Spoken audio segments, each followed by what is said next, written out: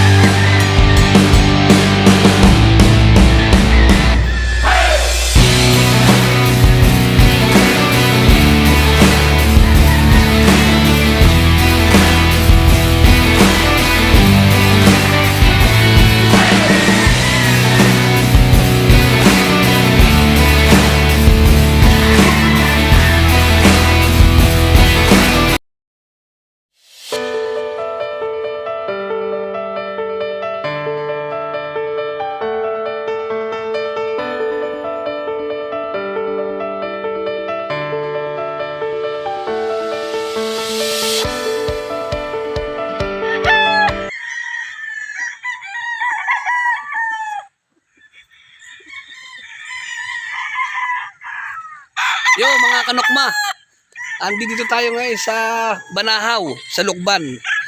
Papasyalan natin ang manukan ng aking isang kaibigan na si Rian. Hindi lang tayo nagkita pare ko nahuli naman noon, nagpakain ako, nagmamadali na ako magpakain para magkita tayo. I-interview sana kita kaso nga lang mamadali ka. Ayan po ang kanyang farm. Kita mo. Siyempre, mga balang araw at tayo magiging ganito rin. Talagang napakasarap po na makikita mo yung mga manok. Lalo dyan nga, ayan po. Dyan po ang pwesto niya. Habang ikaw ay nagkakape, makikita mo ang iyong mga alaga. Pagkagising mo ng umaga, bago lumubog ang araw, talagang makikita mo ang kanilang mga manok. Kaya minsan, siyempre, nangangarap din naman tayo na ang ating mga manok ay ganito rin kadami talaga at kadagabis. Kaya sana sana po tayo magkakaroon din ng ganito kadami. Kaya ito, hanggang ano po yan, hanggang sa dulo pa. Andun po yung mga sisiw niya, andun na kanya mga breed na didiyan po yung binibig niya. Ang kanya pong ang mga winning line talaga ay para mga gray talaga. Yan ito. Yan. Yan ay talagang napakagwapo niyan. Kaya bagong ligo yan, bagong ligo, tsaka bagong purga. Yan tinatawag na parang gray na hiraw. Yan po ang gustong-gusto kong manok. Yung hiraw na yan talaga the best. Kaya sasabi ko nga sa inyo, kapag kayo nagmamanok talaga, magastos siya talaga magastos. Pero pag maan mo siya, talagang successful ka naman. Lalo pag nakita mo mga manok mo, nananalo. Kaya masasabi ko sa inyo mga kanokma, kung ang pagmamanok ay mahalin nyo ang mga manok dahil kahit sabi mo gumastos tayo, ano yan gagastos ka pero darating panahon, babawi mga manok sa iyo gaya pag nanalo sa champion ka. Nako, the best. Ang sabi ko ngayon maganda. Okay, ayan po.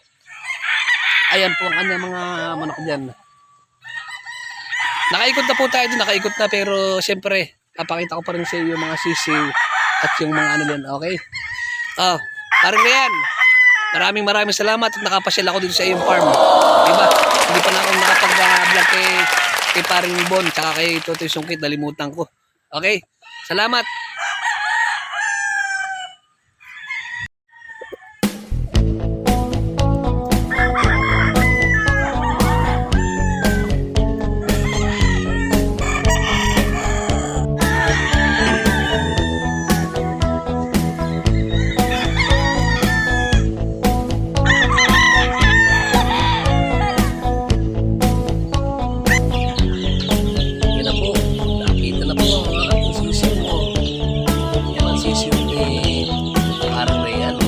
Paring Bon, dito mo naman, yan ang mga late born.